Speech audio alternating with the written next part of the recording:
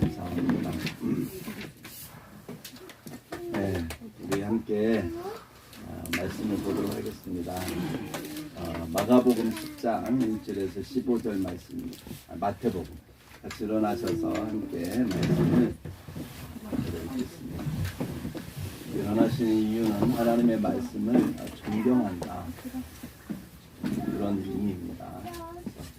불편하신 분은 앉아 계셔도 괜찮아요. 마음으로 일어나시면 감사하겠고, 하실 수 있는 분 일어나셔서 함께 말씀을 교독하도록 하겠습니다. 마태복음 10장 1절에서 15절은 조금 기네요. 읽겠습니다. 1절입니다. 예수께서 그의 12제자를 부르사 더러운 귀신을 쫓아내며 모든 병과 모든 약한 것을 고치는 권능을 주시니라. 12사도의 이름은 이러하니 베드로라는 시몬을 비롯하여 그의 형제 안드레와 세베대의 아들 야고보와 그의 형제 요한, 빌립과 바돌로메, 도마와 세리 마테, 알페오의 아들 야고보와 다데오, 가나나인 시몬 및 다른 유다 곧 예수를 한 자라. 예수께서 이 12를 내보내시며 명하여 이르시되 이방인의 길로도 가지 말고 사마리아인의 고을로도 들어가지 말고 오히려 이스라엘 집에 잃어버린 양에게로 가라. 가면서 전파하여 말하되 천국이 가까이 왔다 하고 병든 자를 고치며 죽은 자를 살리며 나병한 자를 깨끗하게 하며 귀신을 쫓아내되 너희가 거저받았으니 거저 주라. 너희 전대에 금이나 은이나 동을 가지지 말고 여행을 위하여 배낭이나 두벌옷이나 신이나 지팡이를 가지지 말라. 이는 일꾼이 자기의 먹을 것 받는 것이 마땅함이라. 어떤 성이나 마을에 들어가든지 그 중에 합당한 자를 찾아내어 너희가 떠나기까지 거기서 머물라. 또 그 집에 들어가면서 평안하기를 빌라.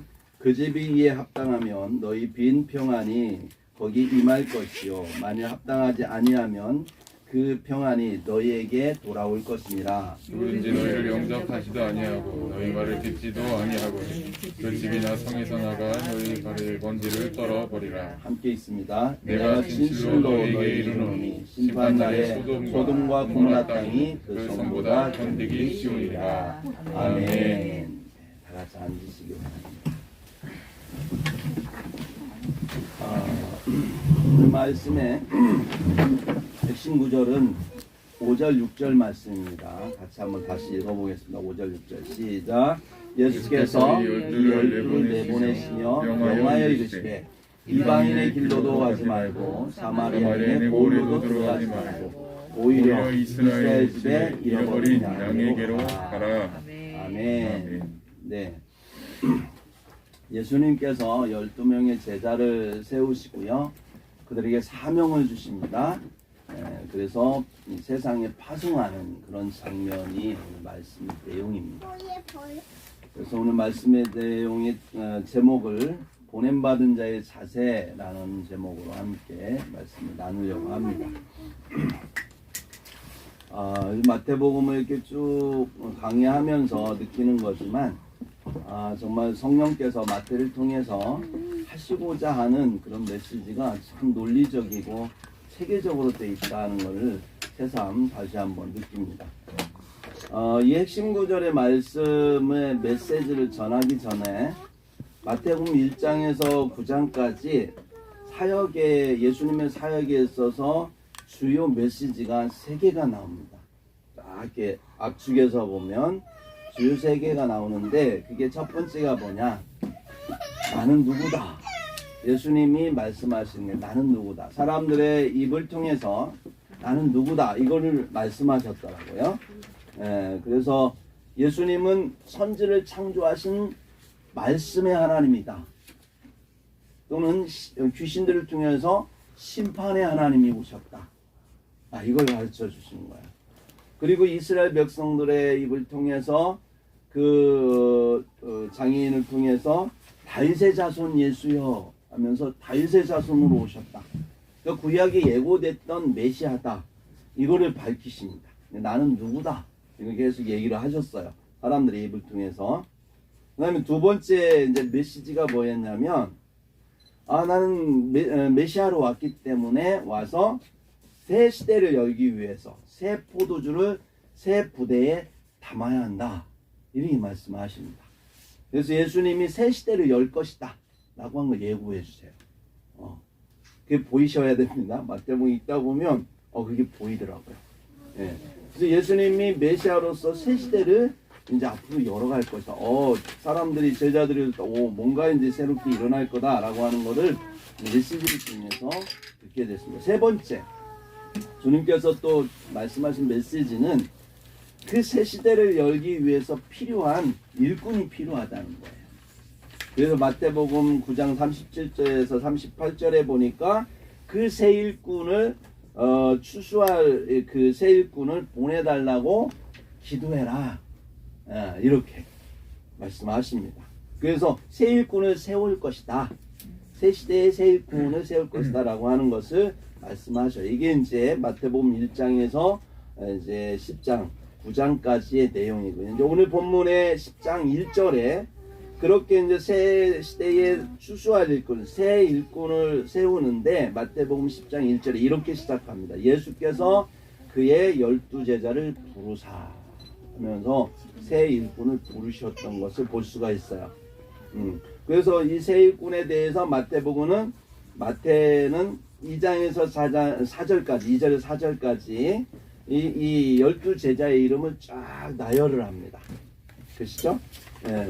그래서 시몬 베드로로부터 안드레, 야고보, 요한 쭉 나열을 하다가 이제 뭐 요한 가룟 유다까지 이렇게 쭉 나열을 합니다.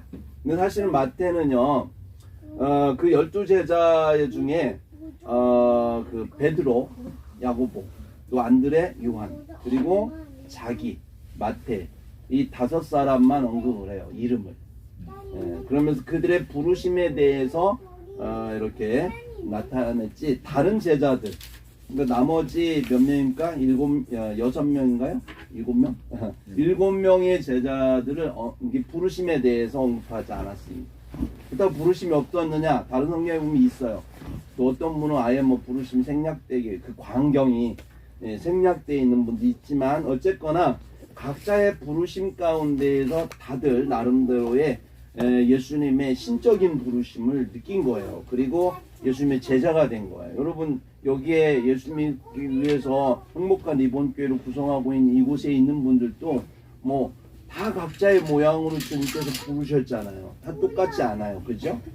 그런 것처럼 부르심이 있었다라고 하는 것입니다. 그래서 드디어 12명의 제자가 완성이 됐어요. 추수할 일꾼들이 완성이 된 걸 볼 수 있습니다.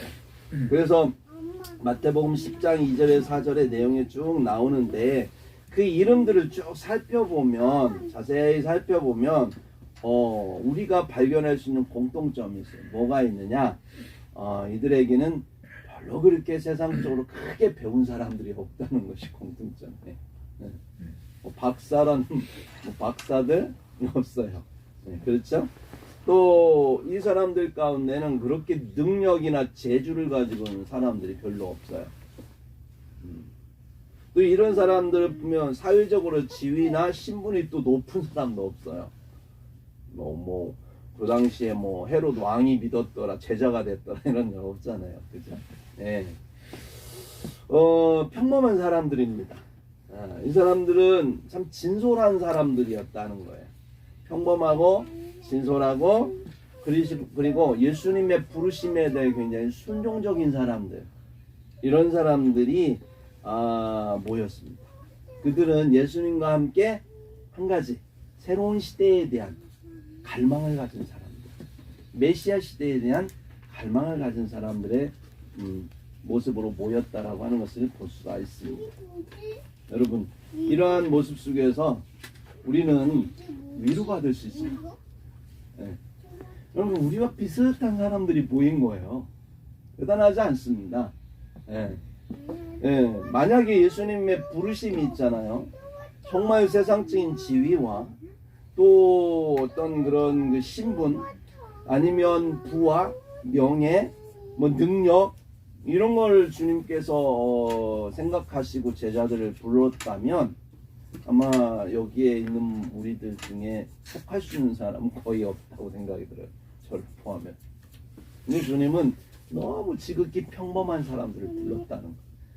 나도 부르심에 속할 수 있겠구나. 그런 생각이 들지 않으십니까? 예. 정말 주님 앞에 그 나온 사람들의 모습은 나와 같은 사람들이에요. 평범해요. 그래서 위로가 돼요. 근데 이제 이 평범한 사람들이 나중에 어떻게 됩니까? 위대한 사도가 돼요. 여기에 우리는 포인트가 있어요. 예수님을 만나고 예수님이 불렀더니 거기 아주 제자가 됐어요. 그리고 예수님께 배웠어요. 그리고 그 예수님과 함께 살아가는 동안 어느 순간에 보니까 교회 지도자들이 돼 있는 거고 시대를 이끌어 나가는 위대한 인물들이 돼 있다는 거예요. 누구를 불러서? 아주 평범한 사람들을 불러서. 그렇지만 진솔했습니다. 물론 그 중에 뭐 예수를 판 가롯 유다도 있더라. 그래서 마지막 끝났지만 그 사람 빼고 나머지 사람들은 정말 예수님의 그러한 그 믿음을 갖고 그 제자가 되어서 역사의 길이 남는, 아니 영원히 성경적으로 길이 남는, 우주의 길이 남는 그러한 인물들이 됐다라고 하는 걸 우리는 봐야 돼요. 네. 저와 여러분도 소망이 있는 거죠. 아멘. 이 땅 함부로 그냥 대충 주어졌다고 살지 맙시다. 네. 우리 인생, 죄송합니다. 저보다 좀 더 사신 분도 계시지만 대부분 저보다 좀 덜 사셨어요. 나 54세인데 50여 년 살아보니까 그냥 금방 지나간 것 같아요. 네.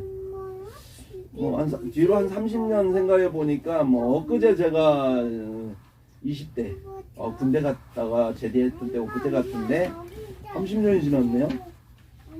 이 나이에 30년 플러스 하니까 우리 아버님 돌아가실 나이가 되더라고요. 뭐 앞으로 30년 사는 그 느낌에 의하면 앞으로 30년 너무 짧아요.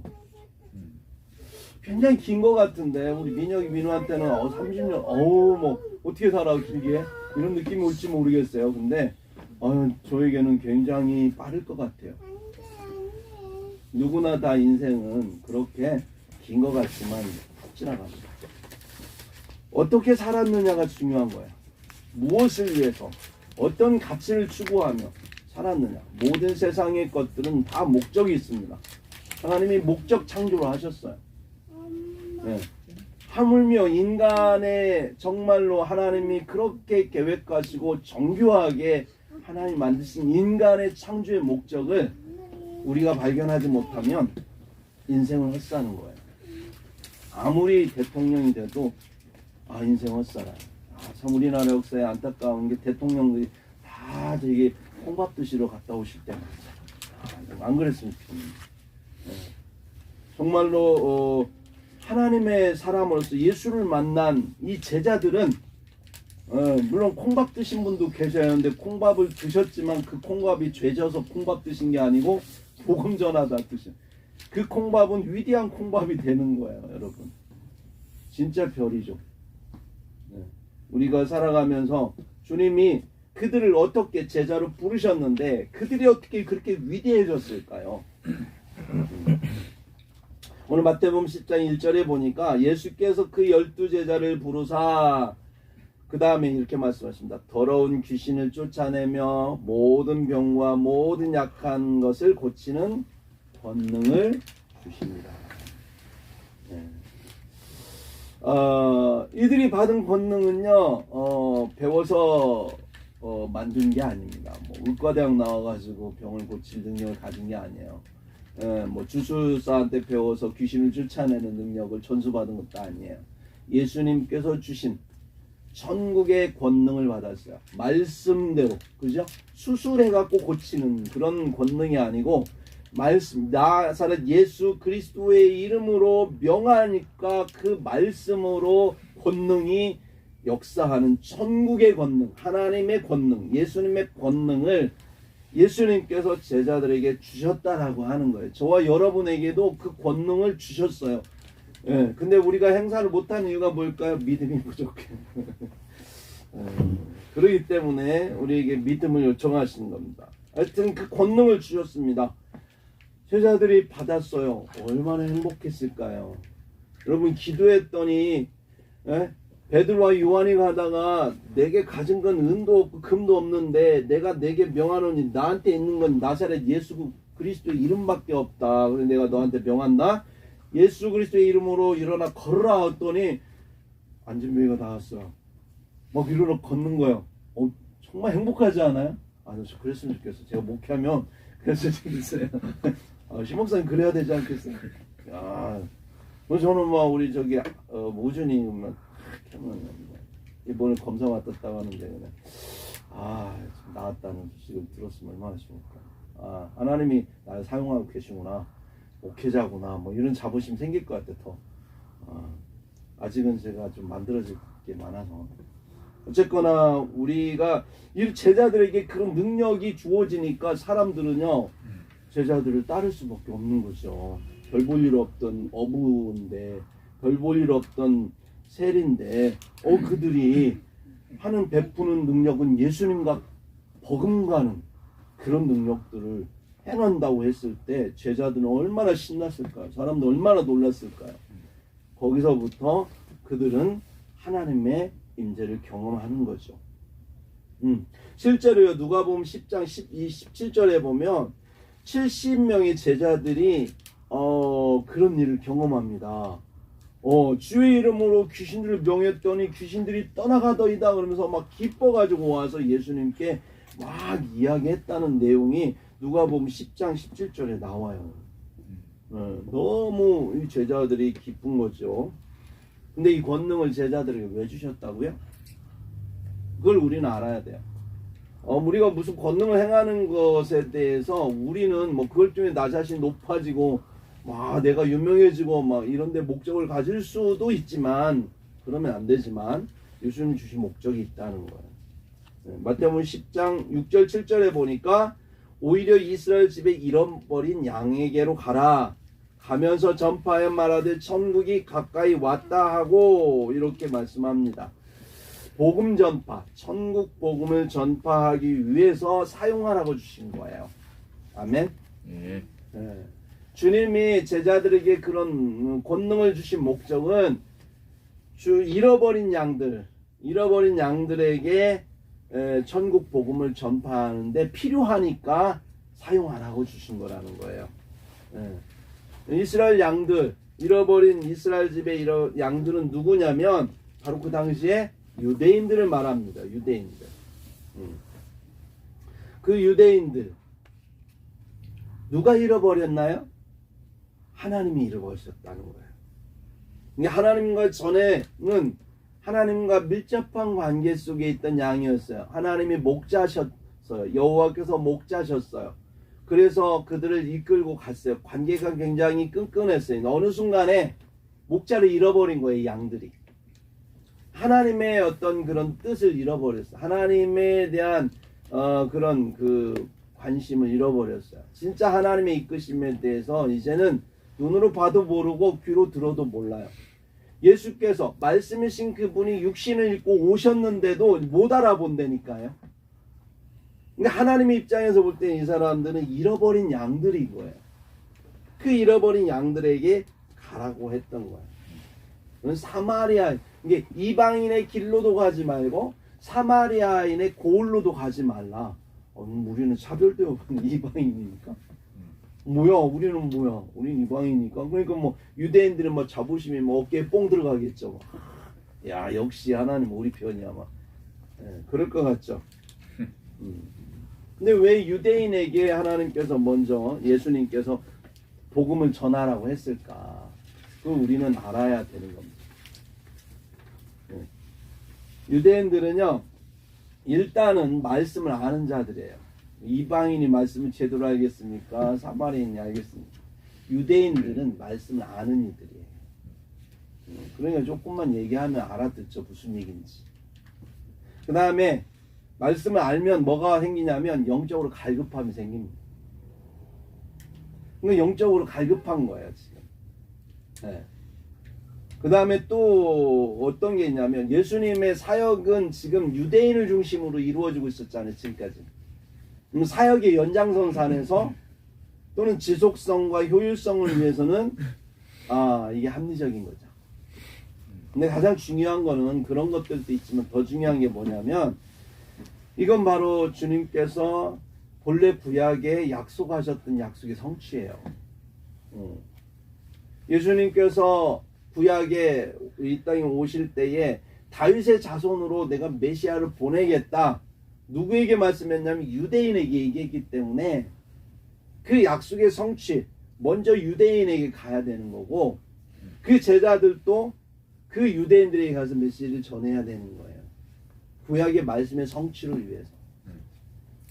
그렇게 복음은 예루살렘에서 시작이 되고 사도행전 1장 8절에 보면 예루살렘에서 이제 유대로 그 다음에 유대에서 사마리아로 땅끝까지 그렇게 복음이 퍼지도록 이렇게 주님은 계획하신 대로 이루신다라고 하는 것이죠. 뭐 이방인보다 유대인이 나아서가 아니고 뭐 차별대우해서가 아니라 이방인들 그 유대인들을 통해서 주님께서 하시고자 하는 하나님의 계획을 이루시기 위한 것이었다라고 하는 걸 볼 수 있습니다. 근데 이 유대인들, 잃어버린 하나님의 어린 양들의 이 유대인들이 필요로 하는 게 뭘까요? 그게 바로 뭐냐면 표적이에요. 표적. 고린도전서 1장 22절에 유대인은 표적을 구하고 우리 같은 이방인 헬라인은 지혜를 찾으니 그랬다니까요. 그러니까 표적이 필요한 거예요. 유대인들은. 표적이 뭐냐면 말씀, 구약에 말씀한 것대로 이루어지는 이적을 표적이라고요. 그냥 기적이 아니에요. 말씀한 것이 그대로 이루어지고 증명되는 증거란 말이에요. 그게 표적이라고요. 근데 유대인들은 말씀한 게 이루어진 걸 보면서 아 이게 주님이 말씀하신 그러니까 이게 주님의 역사구나 이 인정하게 되는 거지. 그냥 무조건 일어나는 기적을 표적이라고 하지 않습니다. 유대인들은 그게 필요한 거예요. 여러분 우리에게 필요한 게 그런 거라니까. 표적. 주님 말씀하신 대로 이루어져야 되는 거예요. 오늘날 이 시대에 와서 내가 예수다 아무리 얘기해도 아무리 뭐 저기 이만희 씨가 나와서 내가 예수다 그러고 막 능력을 행해도 우리는 그를 인정하지 않는 이유가 뭐예요? 이만희 씨를 성경에서는 새로 보낼 예수라는 말이 없기 때문에 우리는 인정하지 않는 거예요. 아무리 그가 어떤 기적을 일으켜 막 지구를 뒤집어 엎어도 우리는 믿을 수가 없고 인정할 수가 없는 거예요. 우리에게 인정할 예수님은 성경 말씀대로 예언하신 대로 오셔서 그 기적을 베푸시는 그분이 우리에게 예수거든요. 그러니까 유대인들에게도 그게 필요한 거예요. 그래서 이러한 그 기적을 일으키게 하기 위해서 그 권능을 제자들에게 하는 겁니다. 이해하시겠죠? 권능을 주신 이유가. 여러분 신앙생활하면 가끔 답답할 때 있잖아요. 전도하다 보면 아 정말 주 예수 그리스도의 이름으로 구하라 그래야면 내가 다 주리라. 네가 겨자씨만한 작은 믿음만 있어도 내가 산을 옮길 수 있도록 해주겠다. 주님 말씀하셨. 어떤 때는 그런 기적들이 우리에게 일어났으면 하는 마음들이 얼마나 간절합니다. 하나님 계셔? 예수님 진짜 계셔? 보여주고 이런 사람들 그 있잖아요. 보여주고 싶잖아요. 주님 저의 입을 붙여주시옵소서. 저 저주하는 입을 붙여준 입을 막 딱 다물고 말도 못한다거나 이런다면 전도하기 되게 쉬울 것 같아. 그죠? 우리 교회 차고 넘칠 것 같습니다. 기적이 막 넘치잖아요. 근데 하나님이 그렇게 자주 안 하시더라고요.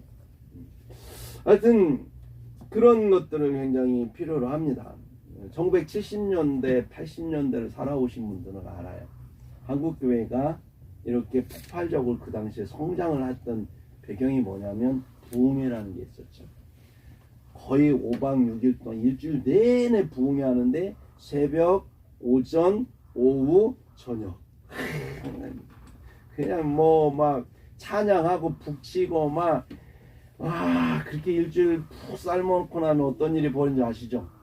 한 4일, 5일쯤 끝날 때쯤 되면 다 뒤집어져요. 방언하는 사람, 천국 갔다고 하는 사람, 병 나았다고 하는 사람 엄청났습니다. 그러니까 이게 소문이 나가지고 내가 눈으로 봤으니까 나가서 막 전하는 거야. 봤다. 그러니까 막 가서 자신 있게 전하는 거예요. 가자고 막. 교회 가면 하나님이 살아계셔 막. 지금은 그렇게 얘기하려면 건덕지가 있어요. 근데 전도하기가 힘든 게 사람들이 전도를 안 받아들여서 힘든 것 이전에 뭐가 힘든 거냐면 내게 그런 역사를 본 그게 저거요. 희박해요. 그래서 자신감이 없잖아요. 나는 알겠는데 나는 믿어지겠는데 보여줄 증거가 없는 거예요. 그렇죠? 공감하세요? 제가 그래서 그런 거예요. 그럼 공감하시냐고요. 왜 요즘에 그 오륜교회에서 하는 다니엘 기도회에 그렇게 교회들이 열광할까요? 거기에 나오는 간증자들의 다 그 모습을 들어보면 하나님이 그냥 만지셨어요. 그냥. 그죠? 야, 그 모습 보면 야 진짜 하나님 살아계시네.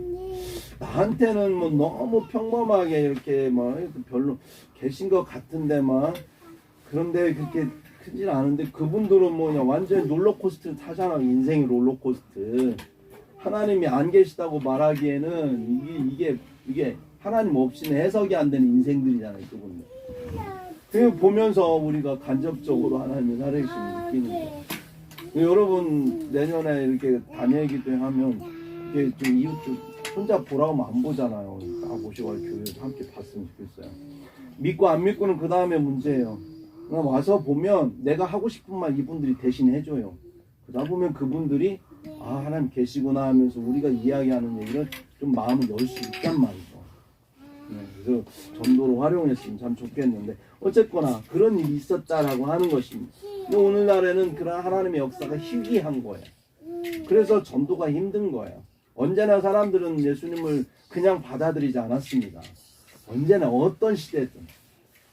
그러나 주님께서 역사하시는 제자들을 통해서 그 권능이 나갈 때는 말할 수 없죠. 눈에 보이는데 그것도 인정 안 합니까? 그러니까 이렇게 교회가 부흥할 수 있었던 거예요. 자, 유대인들을 추수하기 위해서 주님께서는 12제자들에게 영적으로 무장시키셨습니다. 그래서 그들에게 권능을 줘서 보내기 시작했습니다. 근데 오늘 본문에 10장 1절 2절을 눈여겨보아야 될 단어가 하나 있어요. 두 단어가 있습니다. 1절에 보면 뭐라고 나오냐면 그의 12제자를 부르사 해서 제자라는 단어가 있어요. 2절에 보면 12사도의 이름은 이러하니 갑자기 제자가 사도래요. 여러분 여기 잘 보셨나요? 성경을 눈여겨보셔야 돼요. 제자와 사도는 다른 사람일까요? 같은 사람일까요?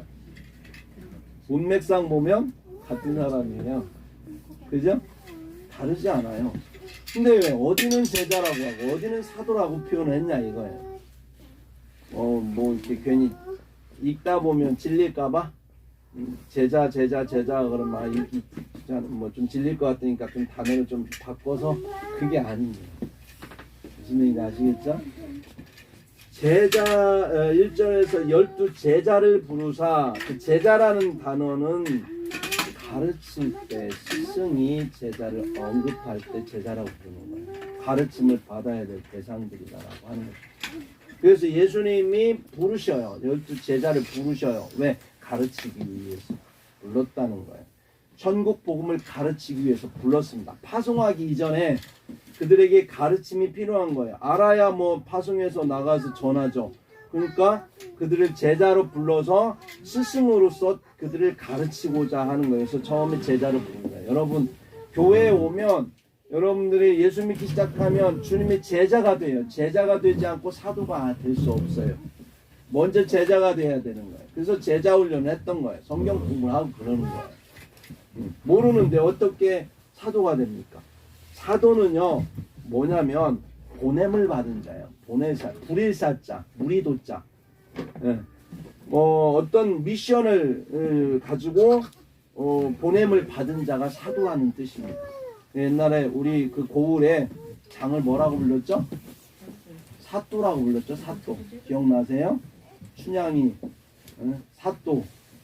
거기에 나오는 그 사또, 변사또, 그게 사도예요. 사도. 왕에게서 보냄을 받은 자, 보호를 왕 대신 지키라고 다스리라고 보냄을 받은 이 사도예요. 그 사도란 말이죠. 하여튼 간에 보냄을 받은 자. 그러니까요.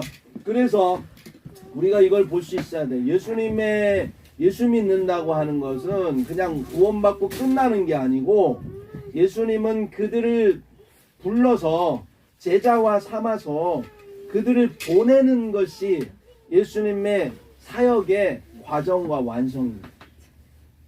예수님의 관심 거기에 있는 거예요. 우리의 관심은 대부분의 한국교회 성도들의 관심은 나 예수 믿고 구원받았어. 그리고 난 축복된 삶을 사는 거야. 여기서 끝날지 몰라도 예수님은 아니라는 거예요. 우리를 제자화해서 사도로 만들어요. 보냄을 받은다. 왜 그럴까요? 여러분 항상 제가 말씀드리지만 우리의 인생은 여기가 끝이 아니에요. 우리는 여기서 하나님 나라의 시민으로 만들어가는 거예요. 여기서 법을 깨닫고 여기서 하나님을 알고 하나님의 백성, 그 나라의 백성, 그 나라의 시민으로서 훈련받는 곳이 우리의 인생이거든요. 그래서 그 나라에 가면 우리는 왕같은 제사장으로 살 사람들이에요. 문지기 할 사람들이 아니라고요. 그러니까 우리는 여기서 그런 보냄을 받은, 나아가서 다스릴 수 있는 보냄을 받아 하나님의 명을 받아 다스리는 자로서 나아가서 하는데 그게 주님께서 우리를 부르신 목적이에요. 아멘. 그러니까 지금 여기서도 예수님은 제자를 불러서 그들을 사도로 세우신 거예요. 불러서 교육해가지고 사도로 보내시는 거예요. 그래서 12 사도라고 하는 거예요. 이해 가시죠? 행복한 이번 교회도 마찬가지입니다. 그래서 교회에 오면 조금 부담스러울 수 있어요. 목사님 성경 공부하라고 좀 귀찮아 죽겠어 이렇게 할 수 있어요. 그래서 목사님들이 굉장히 그동안 고민했어요. 한국교회 목사님들의 고민이 뭔 줄 아세요? 성도들 모여서 예수님의 뜻은 알겠는데 막 얘기하는데 성도들은 그 말하면 부담스럽고 도망가니까 정말 그러면 나 교회 안 나올래요. 어떤 분은 저 다른 데로 옮길래요. 막 이러니까 말을 못 하겠는 거야. 그래서 기다리는 거죠. 공부할 때까지. 마음 붕해갖고 올 때까지. 그러다가 코로나가 터진 거예요. 그러다 코로나 터진 겁니다.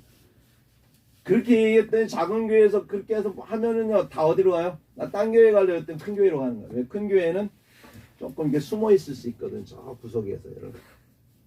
전면에 안 가도 딴 사람 많으니까 숨어 있을 수 있어요. 목사님이 담임 목사님이 다가가고 성경 공부하려면 벌써 저거 도망갈 수 있거든. 여기는요 제가 성경 공부합시다 손 딱 잡으면 도망 못 가요. 제가 더 빠르거든요. 문 열기 전에 제가 문 앞에 딱 시킬 수 있어요. 조금 농담 삼아 그렇습니다. 이게 그렇게 우리가 그러니까 한국 교회가 그렇게 성도들에게 이렇게 지켜주고 막 기다려주고 하다 보니까 어느 날 딱 이 상황이 벌어지니까 많은 게 있어야죠. 그러니까 다 이렇게 그 구원 노래 그 정도에서 빠지니까 교회가 문제가 생기니까 조금이라도 이 땅에 행복하게 좀 살다 가고 싶으니까 코로나 피해갖고 막 여기 도망다니는 거예요. 예수님은 권능을 주셔서 사도들에게 자기 제자들에게 권능을 주셔서 그 귀신을 쫓아내는 어쩌면 여기엔 나오지 않았지만 전염병조차도 쫓아내는 능력을 주셨는데 그런데 제자로서 사도로서 보내심을 받은 자는 그걸 활용하지 못하고 있는 이게 우리의 모습 아닌가요? 두려워서 도망가고 숨고 이게 우리의 모습이거든요. 주님은 그걸 우리에게 원하지 않는다라고 합니다. 지금 한국교회가 회개할 게 그런 거예요. 회개할 게 그런 거예요. 주님의 뜻을 알기를 원치 않았습니다. 그냥 들려도 감고 보아도 못 본 척하면서 그동안 했던 신앙생활의 모습들이 지금 우리의 오늘날의 모습인 것처럼 지금 잃어버린 양들, 이스라엘의 잃어버린 양들도 그랬거든요. 보아도 예수님이 누군지 몰라요. 들어도 그 말씀이 뭔지 몰라요. 그래서 그들이 보고 들었고 깨달을 때까지 예수님 혼자 다 할 수 없잖아요. 그러니까 제자들을 사도로 세워서 보내는 거예요. 예수님처럼 똑같이 천국 복음을 전해 가서 천국이 가까이 왔다고 전하라는 거예요. 예수님은 하셨던 것처럼.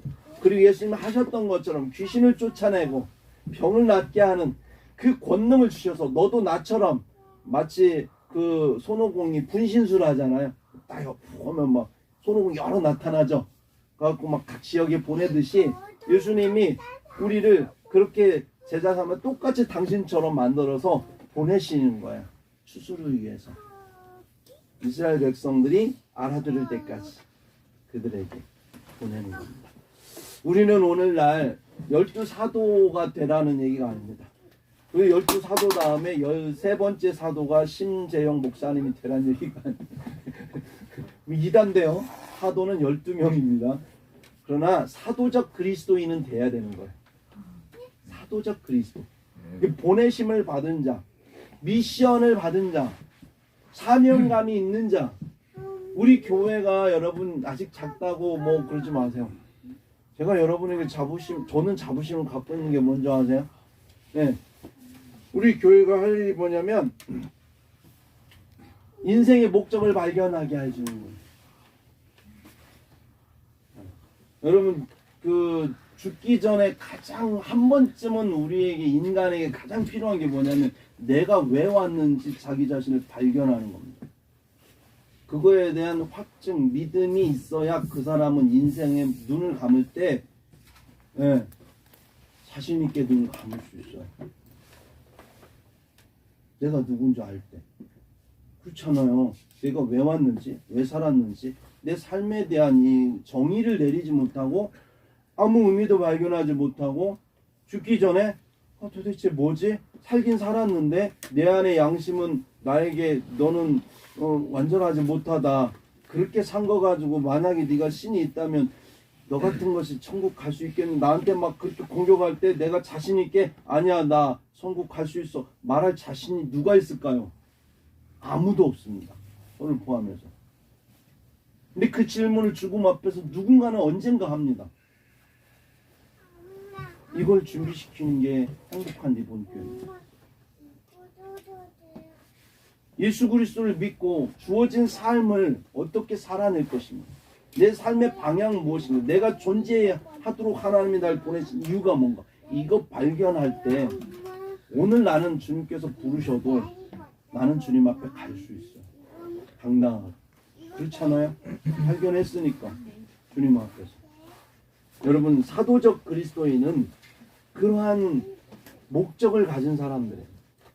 그런 비전을 발견한 사람. 하나님께서 나를 부르셔서 너는 내가 이 땅에 이 목적을 위해서 내가 너를 보냈고 너를 존재케 했다라고 하는 존재의식이 분명한 사람들, 사명의식이 분명한 사람들이 사도였기 때문에 그들은 나머지 삶을 목숨 걸고 주님을 믿으면서 교회를 위해서 살아갔던 것이고 그들의 인생에 대해서 성경은 인정해주고 있고 영원하게 그들의 머리에 면류관을 주님은 씌워줄 수 있었던 겁니다. 근데 이들에게 주님께서 사도적 그리스도인들의 삶의 모습은 뭐여야 되느냐라고 하는 부분을 오늘 세 가지로 주님께서 우리에게 말씀하십니다.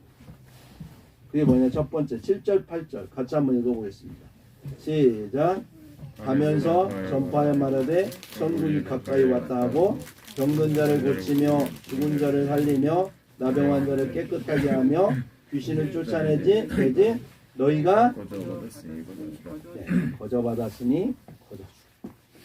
이게 바로 사도적 그리스도인들이 가져야 될 삶의 자세라는 거예요. 거저받았으니 거저주라는 겁니다. 우리는 살아가면서 내가 노력해서 성취하잖아요. 어릴 때부터 내가 노력해서 성취했기 그런 훈련을 받았기 때문에 나도 모르게 모든 것은 내가 노력해서 얻은 거기 때문에 내 대가다. 모든 내 노력의 대가다 생각하죠. 그냥 그렇게 인식되어집니다. 그건 뭐 이렇게 교회에서 말하는 건 그냥 성경 얘기고 아니야 난 동의할 수 없어. 그런 사람들 많습니다. 한번 제가 설명해 볼까요? 우리 하온이가 뭐 막 밥 달라고 막 깽깽대고 울어요. 막 엄마 밥 줘. 그때 밥이 딱 나왔네. 하온이 뭐라고 생각할까요?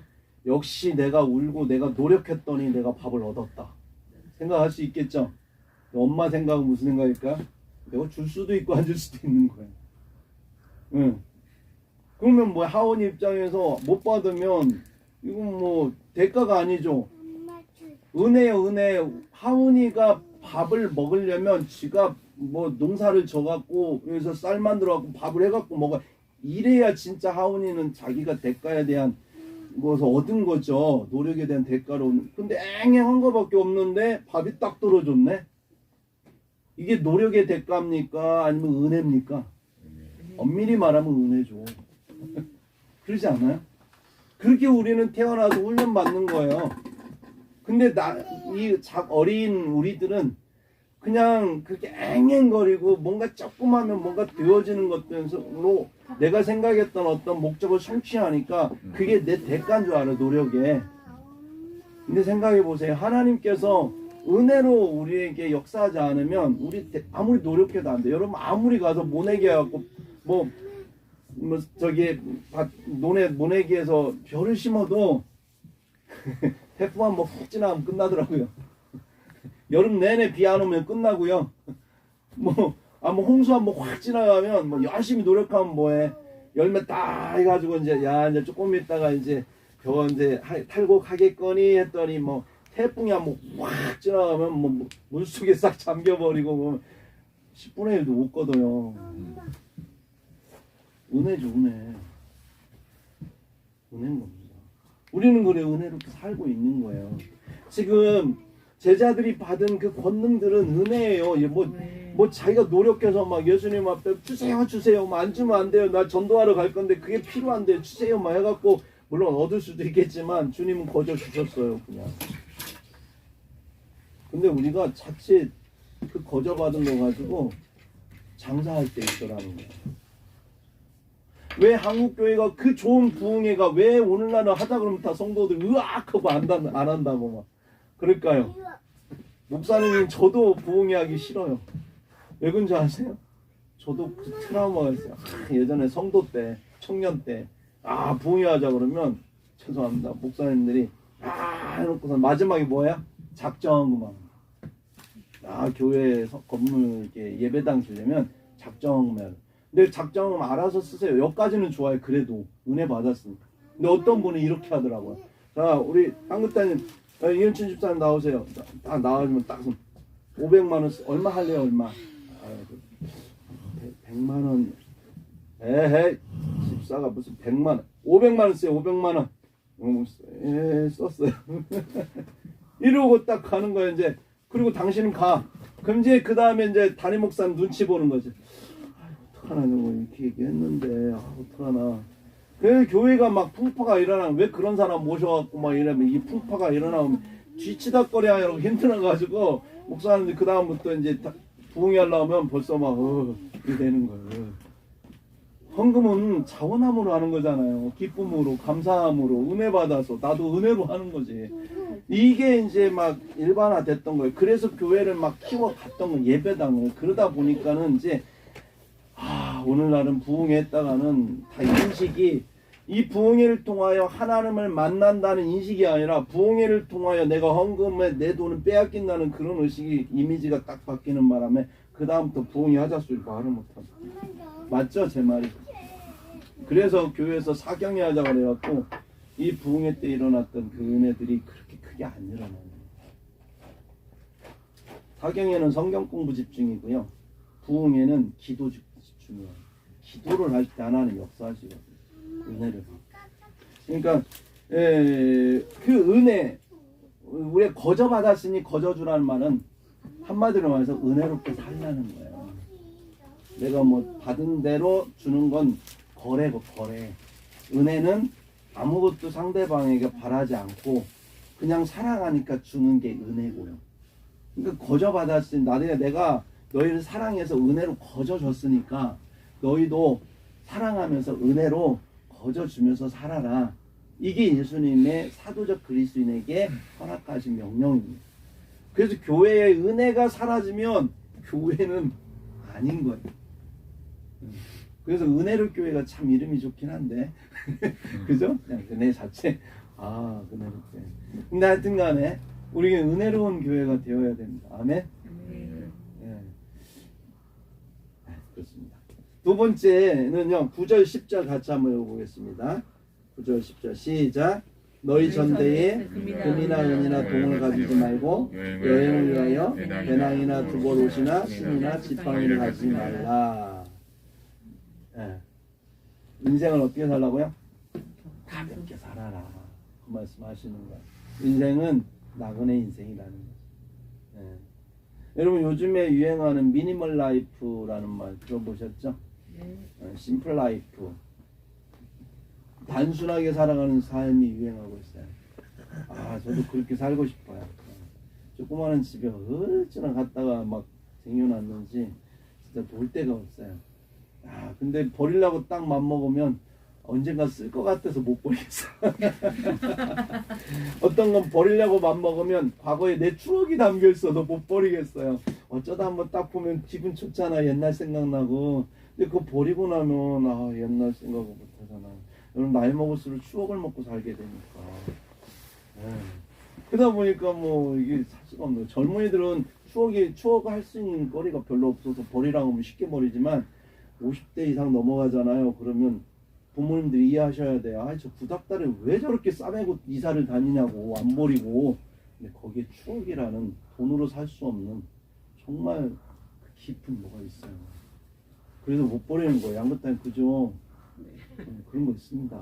네. 그래서 어쨌거나 가볍게 살라는 거예요. 인생은 그렇게 살라는 거죠. 네. 여기까지 보면 야, 예수 믿는 사람들은 참 가난하게 살아야 되겠구나. 네. 또 성도들은 뭐라고 생각합니까? 사역자들에 대해서 조금 부유하게 사는 것 같으면 무슨 목사님이 저렇게 사냐고. 목사님은 말씀을 아니까 내가 또 사치하면 안 되지. 이거 사치 아닌가 뭐 이런 생각이 들 수 있잖아요. 그런 말씀인 것 같아요 이게. 그 다음 한번 읽어볼까요? 10절의 후반부. 이는 일꾼이 자기의 먹을 것 받는 것이 마땅하니라. 끝까지 말씀을 읽어야 합니다. 무슨 얘기입니까? 주님께서 책임지시겠다는 거예요. 소유욕에 빠지지 말라는 거예요. 하나 더 막 주님이 주신 어떤 권능을 행할 때에 처음에는 뭐 거저 받았으니 거저 준다. 근데 여러분 막 목사님이요 막 이렇게 부흥하다 보면 얼마나 힘들어요. 힘들다 보면 뭔 생각이 드냐면 본전 생각이 들 때도 있어요. 내가 이만큼 했으면 뭐 성도들이 뭐 이만큼 나한테 좀 대가를 지불해야 되는 거 아니야 뭐 이런 마음 들어서 막 서운한 마음이 들어올 때도 있어요. 이거 잘못된 거잖아요. 그러면 안 된다는 거예요. 거저 받았으니 거저 두라는 거예요. 그런데 그러한 삶에 있어서 그 소유욕에서 자유하라는 거예요.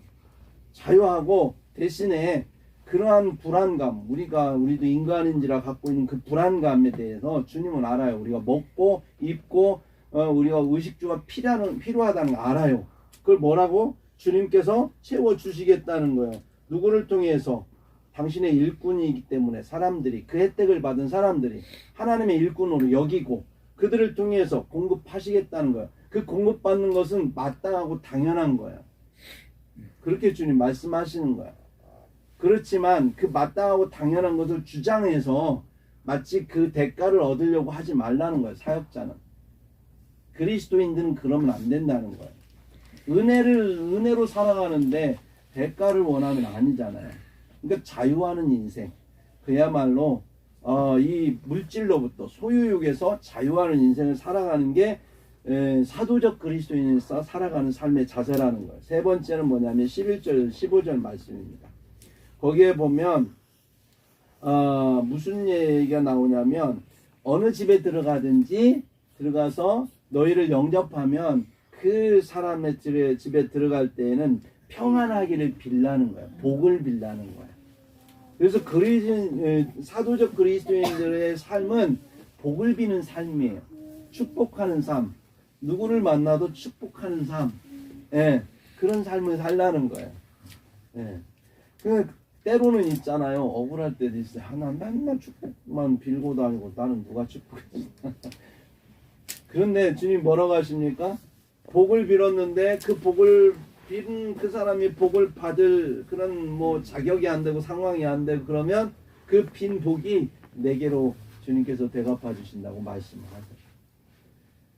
주님의 복은 무한한 복이지 내게 10개 있는 걸 10개 주고 나면 나는 10개를 손해보는 복이 아니라 내가 10개 가진 것 다 줘도 다시 그 10개가 채워지고 아니 20개가 채워질 수 있는 복이에요. 주님께서 5,000명을 먹이실 때 물고기 2마리 그 보리떡 5개를 먹이실 때 뭐 줬더니 뭐 모자랐습니까? 계속 나오잖아요. 그런 것처럼 주님이 채워주시기 때문에 우리는 복을 빌며 살라는 거예요. 그래서 그리스도인들은요, 특별히 우리가 사도적 그리스도인으로서 행복한 리본교회 성도로서 살아가는데 3가지 삶의 태도. 첫 번째가 뭐라고요? 은혜로운 삶을 살자. 따라서 한번 해봅시다. 은혜로운 삶을 살자. 은혜로운 삶을 살자. 우리는 거저받았으니 거저주라. 두 번째, 우리가 사는 삶의 모습, 물질의 자유, 소유욕의 자유로운 삶을 살자. 소유욕의 자유로운 삶을 살자. 자칫 소유욕에 빠지고 물질에 빠지다 보면 우리의 믿음을 잃어버리기 때문에 주님께서는 그러한 삶을 우리에게 요구하십니다. 세 번째, 복을 빌며 사는 삶을 살자. 복을 빌며 사는 삶을 살자. 아멘. 복을 빌며 사는 삶. 그런 삶을 살기 때문에 우리는 죄에 빠지지 않습니다. 누구를 내가 상처받았다고 남의 말을 하다 보면 반드시 우리는 어디에 빠지냐면 남을 험담하게 되고 그를 저주하게 되고 그러다 보면 내 억울함을 호소하다 보면 내 영혼이 힘든 그러한 악에 빠져있는 내 영혼을 내가 발견하게 됩니다. 그래서 원수를 사랑하는 건 원수를 위해서 사랑하는 게 아니라 나 자신을 사랑하기, 보호하기 위해서 주님께서 하신 말씀입니다. 근데 나를 보호하는 가장 좋은 방법은 뭐냐면 복을 비는 겁니다. 원수를 위해 기도하고 원수를 위해 복을 빌어줄 때 그런 오히려 하나님께서 나를 내가 보호할 수 있고 하나님의 축복이 내게 임할 수 있다라고 하는 거예요. 다음 주가 우리 사무총회 해야죠.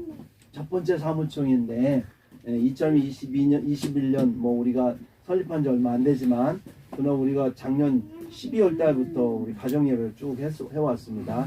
1년 동안 우리가 했던 결산을 하고 또 1년을 또 계획하는 사무총회를 하는데 또 2022년도에 우리는 하나님이 우리를 보내시는 겁니다. 우리를 보내시는 거예요. 우리는 사도적 그리스도인으로 2022년도를 살아갈 것입니다. 그때 우리가 어떻게 살아야 되느냐? 이 3가지 삶의 자세로 살아가야 됩니다. 그래서 행복한 이번 교회는 어떤 인생을 살아야 되느냐? 비행기가 뭐냐? 행복한 이번 교회 비행기가 뭐냐? 비전. 따라서 해볼까요? 비전.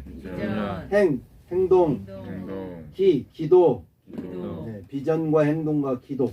그래서 행복한 리본 교회의 비행기, 비전과 행동과 기도를 타고 우리 인생의 부흥을 이루시는 저와 여러분이 되기를 예수님의 이름으로 축복합니다. 기도하겠습니다. 거룩하신 아버지 하나님 감사합니다.